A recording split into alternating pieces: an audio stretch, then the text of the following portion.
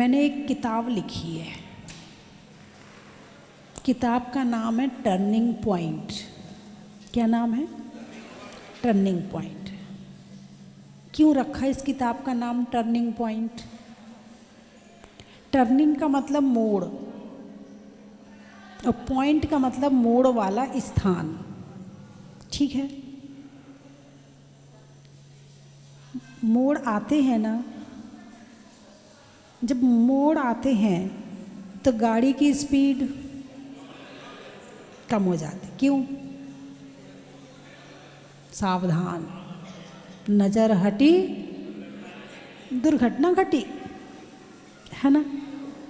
ऐसे ही हमारे जीवन में 3 मोड़ आते हैं: बचपन, जवानी, बुढ़ापा। जन्म हमारा बचपन हो गया, जवानी में मोड़ आता है शादी वाला, और बुढ़ापे का मोड़ पता नहीं चलता मगर आ जाता है। यदि सड़क के मोड़ पर सावधान नहीं रहोगे तो एक्सीडेंट हो जाएगा, और जीवन के मोड़ पर सावधान नहीं रहोगे तो जीवन गलत दिशा में चला जाएगा। ये टर्निंग पॉइंट है। आज भगवान चंदा प्रभु, थोड़ा कम करो, भगवान चंदा प्रभु और भगवान पार्श्वनाथ का जन्म कल्याणक और तप कल्याणक है। कितने कल्याणक हुए? 2 कल्याणक। ठीक है ना। आप जिनवाणी में पंच कल्याणक की तिथियां देखना। ज़्यादा से ज़्यादा तीर्थंकरों ने किस दिन दीक्षा ली है? जिस दिन उनका जन्म हुआ था। कब दीक्षा ली है? जिस दिन उन्होंने जन्म लिया था। आप आदिनाथ भगवान का देखो, वही तिथि है। जो जन्म की तिथि है वही तप की तिथि है। पार्श्वनाथ भगवान ने जो जन्म की तिथि है वही तप की तिथि है। और आप प्रैक्टिकल करके उसमें देख लेना, पंचांग में या जो अपना कहीं जिनवाणी में मिल ही जाएगा आपको। ज़्यादा से ज़्यादा तीर्थंकरों ने जन्म वाले दिन दीक्षा ली है। ए बहन जी, चुप हो सकती हो? मैं कुछ कह रही हूँ, आप सुन रही हो? यहाँ आके भी बातों में लग जाओगी तो कहाँ जाके अच्छी बात सुनोगी? ये जन्म तो बेकार कर ही दिया है, अगला भी कर लोगी। तो जन्म वाले दिन दीक्षा। आप लोग जन्मदिन मनाते हो ना? क्या करना चाहिए जन्मदिन वाले दिन? क्या हुआ? मैंने तो कुछ कहा ही नहीं, आप सब हंसने लगे। क्या करना चाहिए जन्मदिन वाले दिन? हैं? दीक्षा लेनी चाहिए। उत्तम क्या है? दीक्षा लेनी चाहिए। मध्यम क्या है? किसी तीर्थ पर जाकर अभिषेक, शांतिधारा और विधान करना चाहिए। और जघन्य क्या है? अपने गांव के मंदिर में अभिषेक, शांतिधारा और विधान करना चाहिए। जिस दिन जन्म लिया है उस दिन तो आपका तीर्थंकरों की ये तिथियां ये शिक्षा दे रही हैं कि जिस दिन जन्म लिया है उस दिन आप धर्म के कार्य ज़्यादा से ज़्यादा करो। शिक्षा दे रही कि नहीं दे रही? पार्श्वनाथ भगवान का जन्म कल्याणक, पार्श्वनाथ भगवान का दीक्षा कल्याणक, यानी तप कल्याणक, है ना। पार्श्वनाथ भगवान को मानते हो? अरे बोलिए ना। हाँ माता जी मानते हैं। अच्छा, आप चंदा प्रभु भगवान को मानते हो? हाँ माता जी मानते हैं। अच्छा, आप मुनि सुब्रतनाथ भगवान को मानते हो? अरे माता जी तभी तो आए हैं।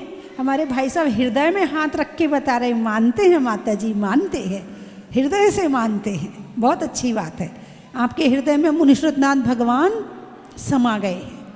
अब मानते तो हो मगर उनकी मानते हो कि नहीं मानते हो? उन्हें तो मानते हो, उनकी मानते हो कि नहीं मानते हो? भगवान मुनि सुब्रतनाथ ने भी जन्म कल्याणक वाले दिन दीक्षा ली है। आप और देख लेना, ज़्यादा से ज़्यादा तीर्थंकर जन्म और दीक्षा कल्याणक एक ही दिन है उनका।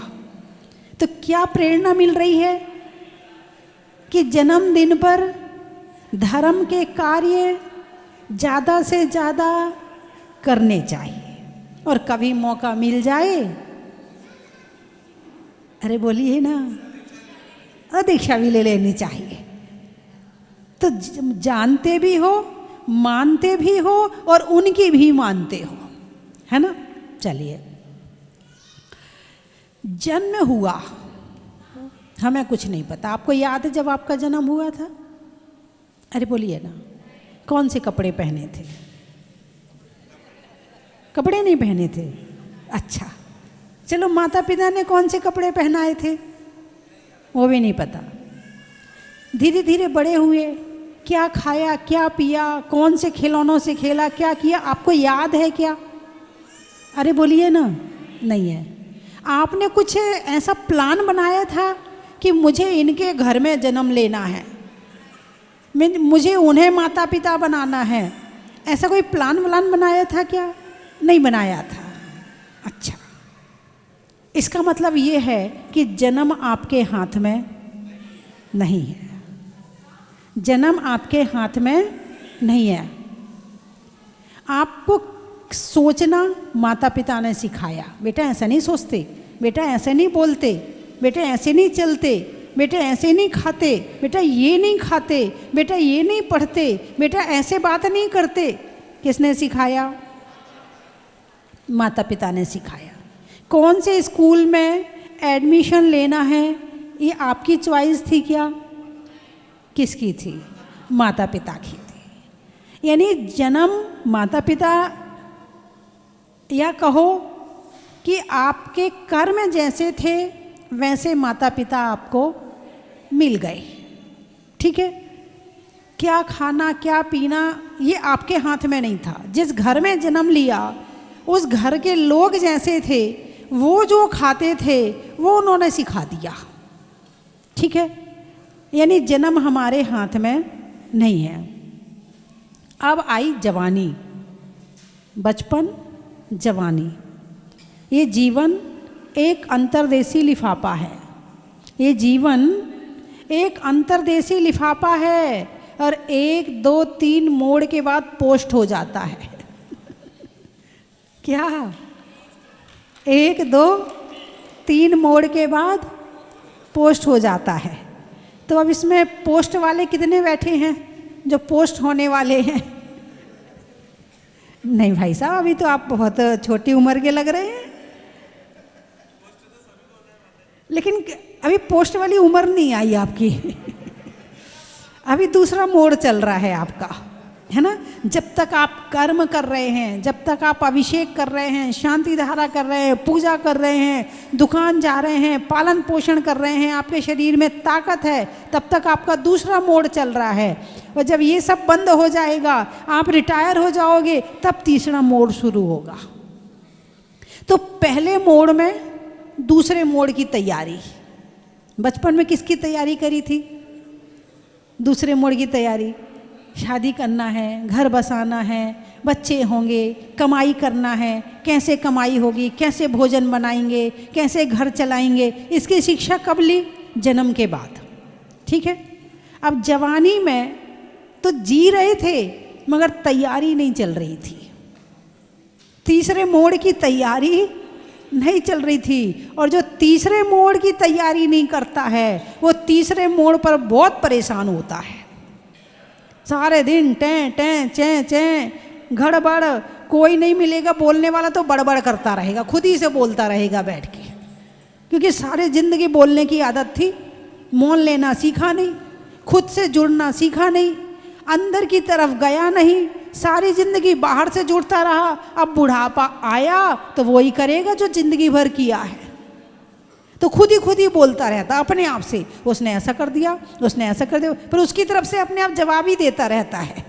अब कोई नहीं मिला तो ऐसे लोग का मतलब है कि इन्होंने बचपन में जवानी की तैयारी तो करी, मगर जवानी में बुढ़ापे की तैयारी नहीं करी।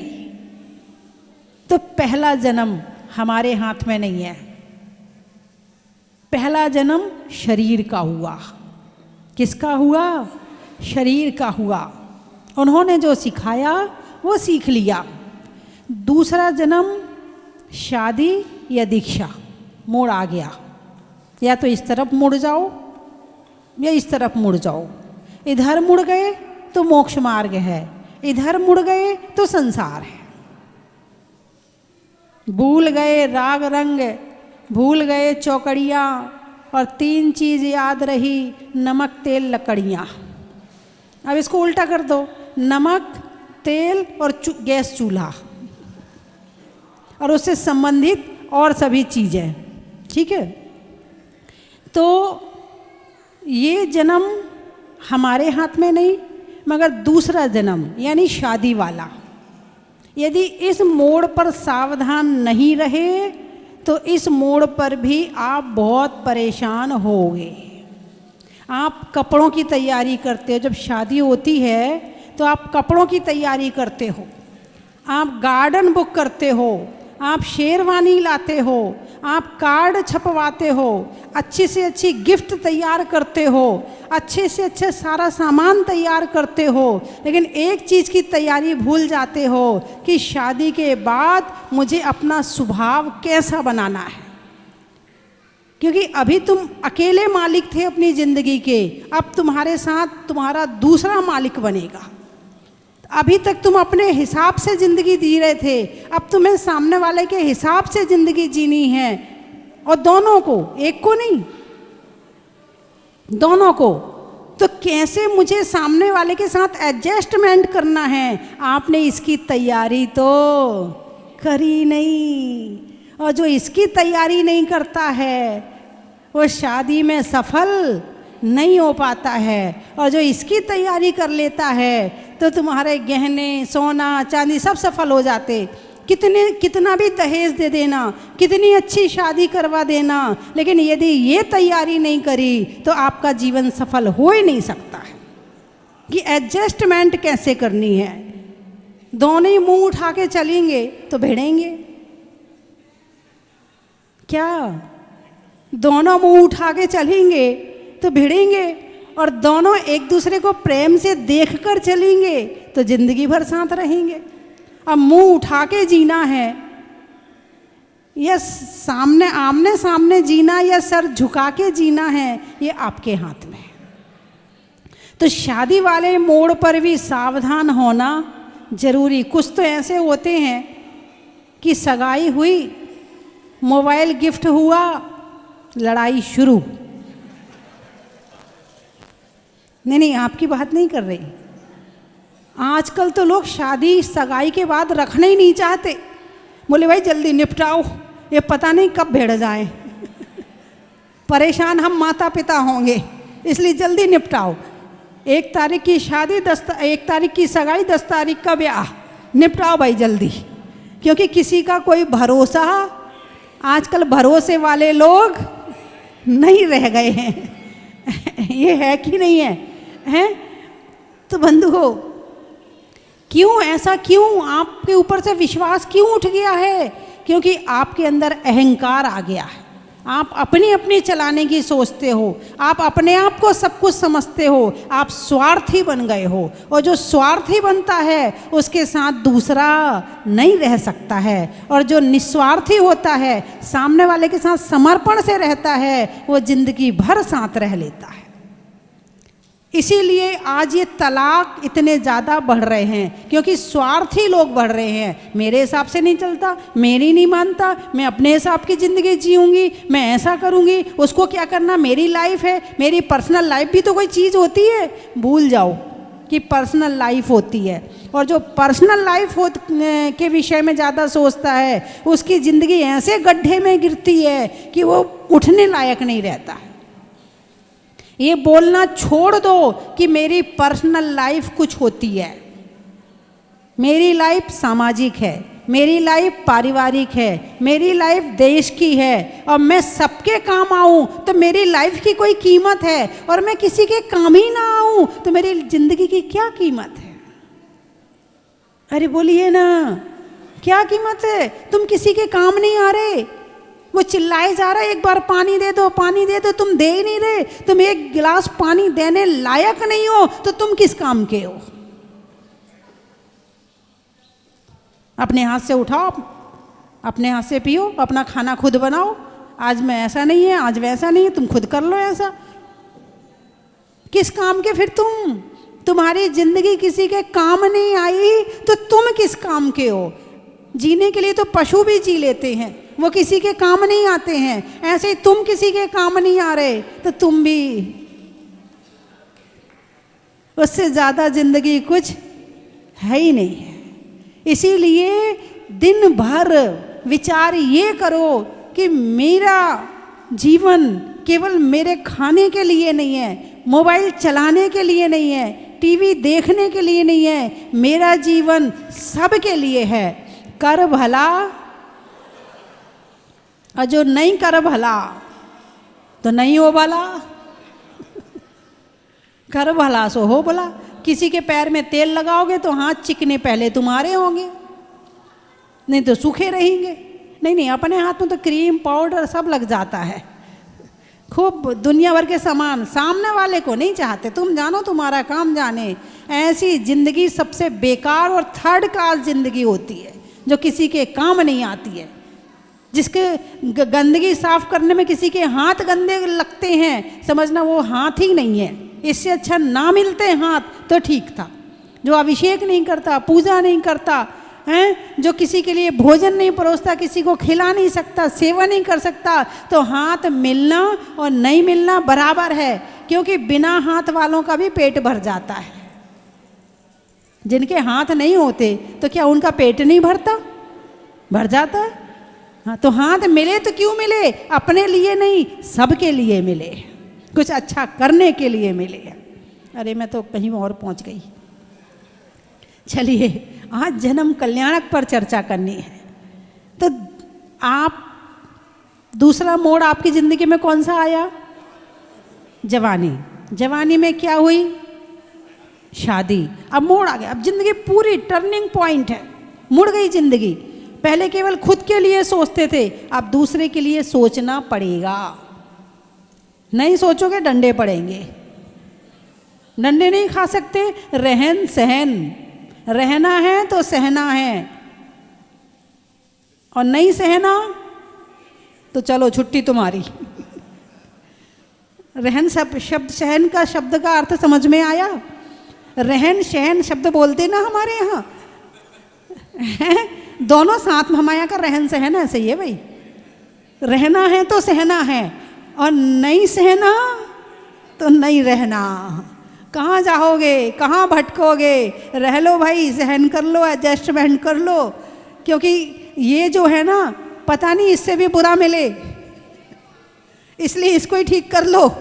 जो मिला है उसको ही पसंद कर लो। मेरी पसंद का नहीं है, जो मिला है उसी को पसंद कर लो, वहीं सहन करके रह लो, क्योंकि पसंद, जिसको पसंद करोगे वहीं गड़बड़ है। इसलिए जो मिला है वो ही ठीक है। ठीक है, तो आज भगवान पार्श्वनाथ का जन्म और तप कल्याणक, उन्होंने अपने टर्निंग पॉइंट पर दीक्षा ली। तुमने अपनी जिंदगी किसी और को दी है, और उन्होंने अपनी जिंदगी सबसे अपनी वापस ली है, दीक्षा ली है। अब यानी शादी के बाद क्या खाना, कैसे खाना, क्या करना, अब कोई और तय करेगा। बचपन में माता पिता ने तय कर दिया, बड़े होने के बाद पति पत्नी तय करेंगे, ठीक है ना। लेकिन दीक्षा लेने के बाद पहले जिंदगी किसी और के अनुसार चल रही थी, अब मेरी जिंदगी मेरे अनुसार चलेगी। चाहते हो तुम्हारी जिंदगी तुम्हारे अनुसार चले? अपनी लाइफ अपने हिसाब से जीना चाहते हो? अरे बोलिए ना, दीक्षा ले लो। दूसरा रास्ता संसार में है ही नहीं है। संसार का रास्ता तो पराधीनता का है, रहना पड़ेगा। तो दीक्षा ले ली। अब क्या खाना? अपने अनुसार। क्या त्याग करना? अपने अनुसार। बोलना कि नहीं बोलना? अपने अनुसार। हैं? देखना कि नहीं देखना? किसको देखना, कितना देखना? अपने अनुसार। चलना, कैसे चलना? अपने अनुसार। कहाँ जाना? अपने अनुसार। कितनी देर ध्यान करना? अपने अनुसार। किसका ध्यान करना? दीक्षा के बाद पर्सनल जिंदगी। घर में रहोगे, तुम तो हमारे लिए सोचते ही नहीं हो।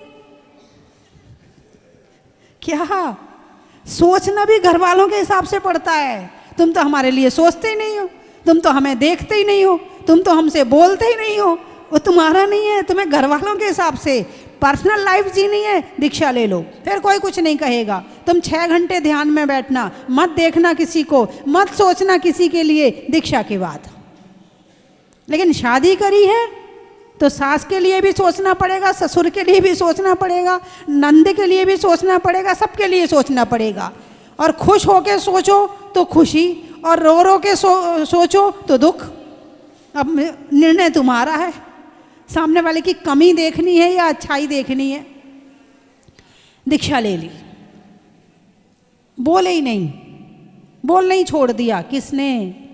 तीर्थंकरों ने। दीक्षा के बाद बोलते नहीं हैं। कोई उन पर प्रेशर नहीं डालता।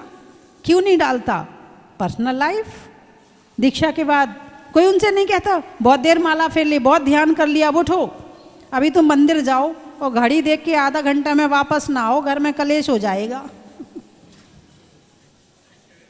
भगवान ने पकड़ लिया था क्या? वहीं बैठी रहो, घर मत देखना है। यदि तुम्हें धर्म करना है आ जाओ हमारे साथ, करो, पढ़ो, खूब माला फेरो, कोई मना नहीं करेगा। मौन लेना 24 घंटे का कोई मना नहीं करेगा। यदि पर्सनल लाइफ जीनी है तो दीक्षा के अलावा पर्सनल लाइफ दूसरी हो ही नहीं सकती है। पर्सनल लाइफ का आनंद तो केवल दीक्षा के बाद ही है। क्या खाना, क्या बोलना, क्या सोचना, क्या करना अपने ऊपर है। एक बार की बात है कि एक भाई साहब थे, शिखर जी की वंदना कर रही थी। वो सांसद, वो बड़े भक्त थे, बहुत बड़े भक्त थे। क्या थे? समझ गए? अब क्या अपेक्षाएं बहुत होती हैं आदमी को। अपेक्षाएं, संसार का नाम ही अपेक्षा है, और अपेक्षा पूरी नहीं होना दुख है। अब वो न अपेक्षा वाला व्यक्ति मेरे से भी अपेक्षा करेगा। बोले माता जी मेरा जन्मदिन कब आता है? थोड़ा पुराना भक्त था। मैंने कहा भाई मुझे याद नहीं है।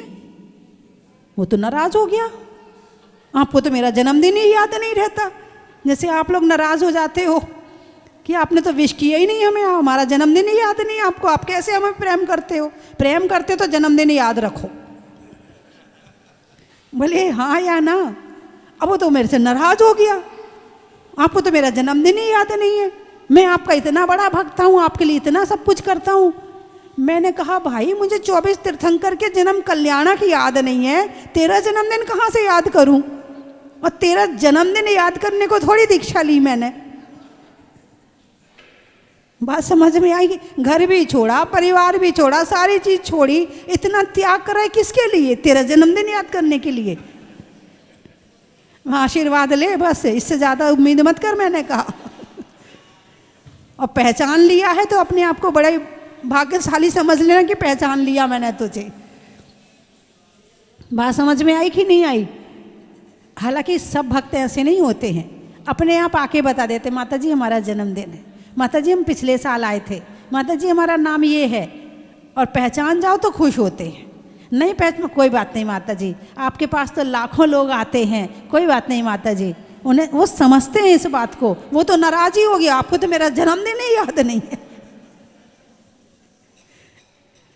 पर्सनल लाइफ, दीक्षा की लाइफ। भगवान ने दीक्षा ले ली, ध्यान किया, तप किया, कर्मों का नाश किया, और 4 कर्मों का नाश करके केवल ज्ञान की प्राप्ति कर ली।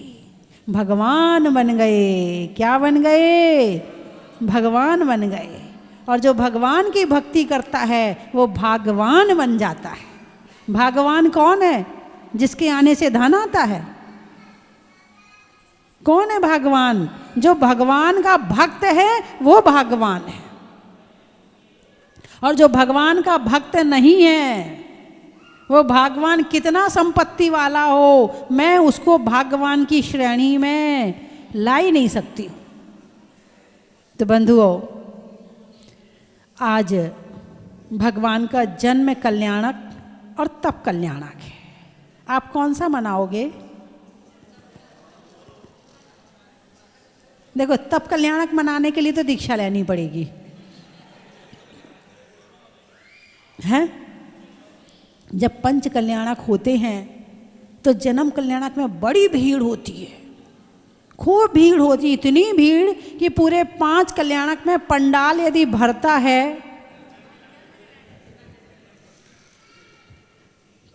अरे बोलिए ना, तो जन्म कल्याणक के दिन भरता है। क्यों? तप कल्याणक के दिन खाली रहता है और जन्म कल्याणक में भर जाता है। तुम जन्मदिन वाले हो सारे हैं, तप वाले नहीं हो। तो जन्म वाले जन्म तक मनाते हैं और तप वाले हम जैसे मनाते हैं। भगवान के तप कल्याणक के बाद भगवान ने क्या किया है, हमारा उस पर ध्यान होता है। और गर्भ और जन्म में क्या होता है, तुम्हारा उस पर ध्यान होता है। ठीक है, कोई बात नहीं, आप गृहस्थी हैं, संसार में रह रहे रहो, जमीन में रह रहे रहो, आसमान में नजर रखो। नजर कहाँ रखो? आसमान में रखो। घर में रह रहे हो, रहो, जन्मदिन मना रहे हो, मनाओ, मगर नजर तप कल्याणक पर रखो कि भगवान वो दिन कब आएगा, जैसा आपका दूसरा जन्म हुआ था ऐसा मेरा जन्म भी होगा। दीक्षा कल्याणक भी एक जन्म कल्याणक है। उस जन्म में हमारा हाथ नहीं है, मगर दीक्षा लेने में हमारा हाथ है, हमारा पुरुषार्थ है। और जो पुरुषार्थ करता है वो ही दीक्षा लेता है। तो पुरुषार्थ का फल दीक्षा है और कर्म का फल जन्म है। क्या? कर्म का फल जन्म कल्याणक है और पुरुषार्थ का फल दीक्षा कल्याणक है। पुरुषार्थ किया, मेहनत किया और आगे मेहनत के लिए दीक्षा ले रहे। अब आगे कौन सा पुरुषार्थ होगा? धर्म पुरुषार्थ होगा। तो मेरी बात आपकी समझ में आ गई? अरे बोलिए ना। बहुत बढ़िया, बहुत सुंदर, बड़े अच्छे लोग आए हैं आज तो। कितनी जल्दी बात को समझ लिया। मैंने क्या कहा? रहो जमीन में, देखो आसमान में। भगवान के मंदिर में जाकर एक भाव हमेशा बनाना। कम से कम दीक्षा ले नहीं पा रहे हो, भाव तो बनाओ। भाव बनाने में ना घर छोड़ना पड़ रहा, ना परिवार छोड़ना पड़ रहा। भाव तो बनाना कि हे भगवान, वो दिन कब आएगा जब हम आपके जैसे दीक्षा लेंगे, आपके जैसे ध्यान करेंगे, आपके जैसे संयम की पालना करेंगे, आपके जैसे चारित्र की पालना करेंगे। और हम वो दिन कब आएगा जब हम भगवान बनेंगे। तो दीक्षा है संसार से निकलने का मार्ग और शादी है संसार में घुसने का मार्ग। चक्रव्यूह होता ना, अभिमन्यु को चक्रव्यूह में घुसना आता था? आता था कि नहीं? घुस गया था, फिर क्या हुआ? मृत्यु हो गई। क्यों? निकलना नहीं आता था। तो संसार एक चक्रव्यूह है, तुम्हें घुसना तो आता है। निकालने के लिए ये बैठे ना मंदिर में, मैं बता रही ना रास्ता। वहाँ अर्जुन नहीं था, नहीं बता पाया, मैं तो बता रही हूँ आपको। निकलने का यही रास्ता है, आज नहीं तो कल ये इस रास्ते पर ही आना पड़ेगा। और चक्रव्यूह में घुस गए और निकलना नहीं सीखा तो जो अभिमन्यु का हुआ था वो ही होगा। बार बार जन्म, बार बार मरण, बार बार जन्म, बार बार मरण, बस फंसे रहोगे और उस चक्रव्यूह में घूमते रहोगे और करते रहोगे, मोह माया के चक्कर लगाते रहोगे। और निकलना है तो भगवान के दर्शन हैं, गुरु के प्रवचन हैं और जिनवाणी का स्वाध्याय है। ये ही हमें इस चक्रव्यूह से बाहर निकालेंगे, दूसरा कोई रास्ता है ही नहीं है। निकलना चाहते हो? घुसना नहीं सिखाना पड़ता। अरे बोलिए ना, घुसना सिखाया क्या? मैंने आज तक प्रवचन में नहीं कहा कि संसार में कैसे घुसा जाता है, और फिर भी देखो सारे घुसे पड़े हैं, और मैं पकड़ पकड़ के निकालने की कोशिश कर रही तो भी, और कोई निकले तो खींच के घर में, पागल हो गया, दिमाग खराब है तेरा। कोई दीक्षा लेने जाए तो क्या कहते हो? दिमाग खराब है तेरा, पागल है। अरे बोलिए ना, कहते कि नहीं कहते? तो जो दीक्षा लेता है उसका दिमाग खराब होता कि अच्छा होता है? जो दीक्षा लेने जाता है वो पागल होता है कि सही दिमाग वाला होता है? और आप उसको क्या कहते हो? हाँ, सुन लेना, और ना हो तो खुद का प्रैक्टिकल देख लेना। कभी समझाने बैठ जाओगे, अरे ये सब कहने की बातें, दीक्षा विक्षा बहुत कठिन मार्ग है, चल नहीं पाते। वो देखो उसकी दीक्षा छूट गई, वो देखो उसकी दीक्षा छूट गई, उसने देखो क्या किया। किसका उदाहरण सुना रहे हो? जिसकी छूट गई, और जिसकी सही चल रही है उसको नहीं दिखाओगे हैं? जब शादी हो ना तब समझाया करो, देख शादी मत कर, उसकी टूट गई, उसका तलाक हो गया। हाँ, उसको दिखाया करो, फिर कहना अब शादी करना है तेरे को, नहीं तो दीक्षा ले ले तू। है, अपने संसार मार्ग में दिखाया करो, और वो कहे देखो उसकी टूट गई, उसका ऐसा हो गया, उसके, कोई बात नहीं, ये तो चलता रहता है। शादी तो करनी पड़ती है, शादी किए बिना थोड़ी जिंदगी चलती है, वो तो करनी पड़ती है। नहीं, दीक्षा नहीं लेनी पड़ती। जो दीक्षा लेता है उसका तो दिमाग खराब हो जाता है। यदि आपने किसी की दीक्षा लेने में ये कहा है तेरा दिमाग खराब है, दीक्षा लेने जा रहा है, समझना उसने पार्श्वनाथ भगवान का अपमान किया है, समझना उसने चंदा प्रभु भगवान का अपमान किया है, समझना उसने 24 तीर्थंकर का अपमान किया है, क्योंकि वो जिस रास्ते पर जा रहा है वो भगवान का रास्ता है। अरे बोलिए ना, तो मंदिर में जाके क्या भावना भानी है? दीक्षा के भाव क्या बनाना है? भगवान बिना पीछे कमंडल के इस दुनिया से चला ना जाऊं मैं, भगवान वो त्याग और संयम और साधना के बिना इस दुनिया से चला ना जाऊं मैं, अभिमन्यु के समान मर ना जाऊं मैं। किसके समान? अभिमन्यु के समान। यदि मृत्यु हो तो आपके जैसी हो, समाधि हो, निर्वाण हो। इसलिए समाधि भावना रोज पढ़ना, भले वो छोटी वाली पढ़ लेना। दिन रात मेरे स्वामी मैं भावना ये भाऊं, देहांत के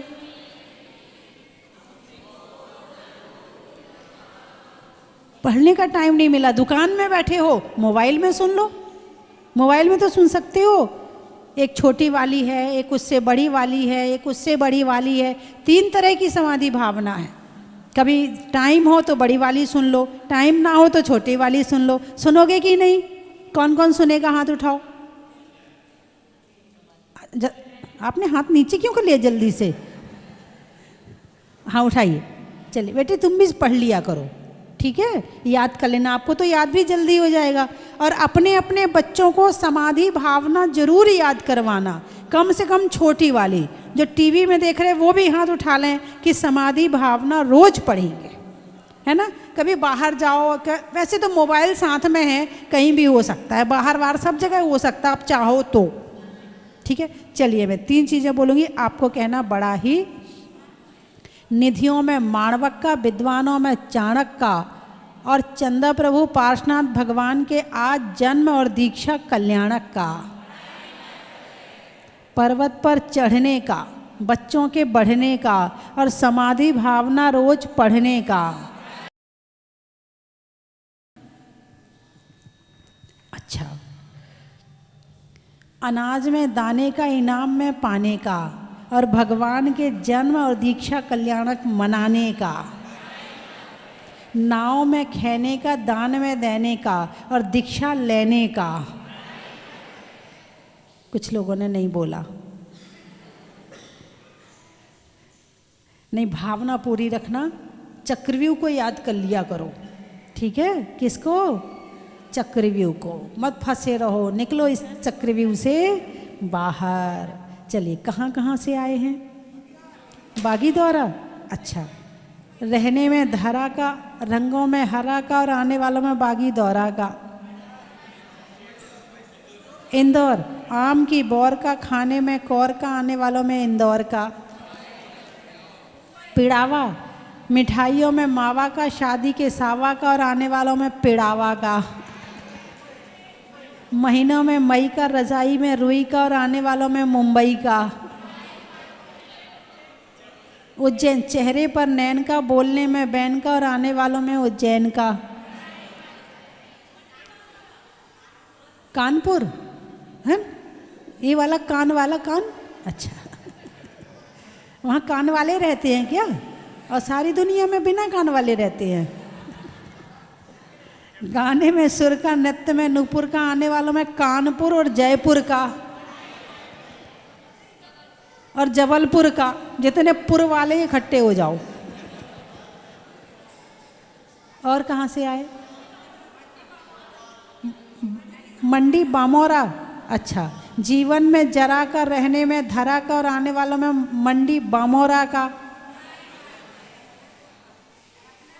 लखनादौन, प्रश्नों में कौन का, लेने में मौन का और आने वालों में लखनादौन का। बोलो बोलो, जोर से बोलो जो बोल रहे। नहीं, कोई रह तो नहीं गया? भोपाल। अच्छा, आने वाले नए साल का, गर्मी में रुमाल का और आने वालों में भोपाल का। हाँ, ब्यावर, बच्चों में सावर का, दवाइयों में डाबर का और आने वालों में ब्यावर का। धार, सप्ताह में वार का, महिलाओं में हार का और आने वालों में धार का। औरंगाबाद, खेत में खाद का, भोजन में सलाद का और आने वालों में औरंगाबाद का। आगरा, सतियों में अनंग सरा का, कलश में भरा का और आने वालों में आगरा का। भूषण माता जी की। लीजिएगा। जिसका हमें था इंतजार, जिसके लिए दिल था बेकरार, वो घड़ी आ गई आज। जन्म कल्याणक मनाना है हमें, प्रभु का पलना झुलाना है हमें। जन्म कल्याणक मनाना है हमें, प्रभु का पलना झुलाना है। बधाई दे बाचा लो, बधाई दे बाचा लो, माता मामा के दरबार में। बधाई दे बाचा लो, बधाई दे दरबार में, बधाई दे बाचा दरबार में। आज तो बधाई पिता अश्वसेन दरबार में, आज तो बधाई। माता व मातो बांटे बधाई, पर मोत्या ताल जी अश्वसेन जी बांटे बधाई, पर मोत्या ताल जी। मामा ने जन्म दिया है, मामा ने जन्म दिया है, पार्श्वनाथ भगवान जी, भाई पार्श्वनाथ भगवान जी। आज तो बधाई, आज तो बधाई माता अश्वसेन दरबार जी, आज तो बधाई। और झूमते हुए भक्ति करते हुए पलना झुलाएंगे। आइए। पलना ये रत्नुआ रेशम की डोरी वाला, पलने में झूले भगवान, त्रिभुवन भी उन पे कुर्बान। पलने में झूले भगवान, त्रिभुवन बीन पे कुर्बान। हीरा ना मोती मांगू, सोना ना चांदी मांगू। हीरा ना मोती मांगू, सोना ना चांदी मांगू। दे दो प्रभु जीवन, सबको लुभाने वाला, मन को है भाने वाला। सबको लुभाने वाला, मन को लुभाने वाला। त्रिभुवन के तुम हो स्वामी, तुम ही हो अंतर्यामी। त्रिभुवन के तुम हो स्वामी, तुम हो अंतर्यामी। सबसे बड़े हो भगवान, त्रिभुवन भी तुझ पे कुर्बान। पलना ये रत्नों वाला, रेशम की डोरी वाला। पलना ये रत्नों वाला, रेशम की डोरी वाला। पलने में झूले भगवान, त्रिभुवन भी उन पे कुर्बान। इंद्र भी आए देखो सब साथ लेके। इंद्र भी आए देखो संग साथ लेके।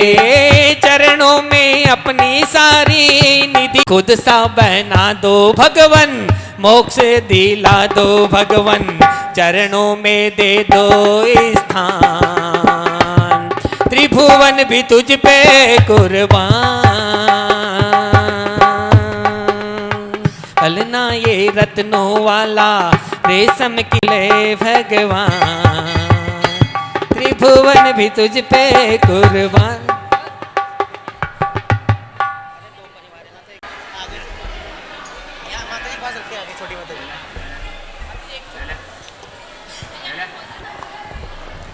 सम्मान होगा, कोई जाए नहीं।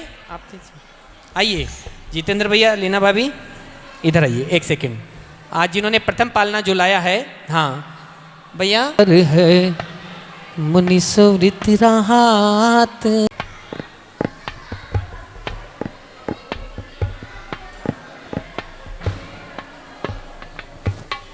चलेंगे, अभिनंदन आपका। मीनी आंगन नहीं बुआ, बहुत अभिनंदन, बहुत बहुत बधाई। और अब आ जाइए प्रथम शांति धारा। आ जाइए साथ में, आ जाओ भाभी जी, साथ में आओ।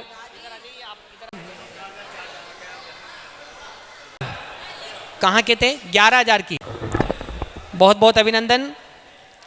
अनिल जी पिड़ावा वाले आइए, बहुत बहुत और बहुत बहुत बधाई। आज पार्शनाथ और चंदा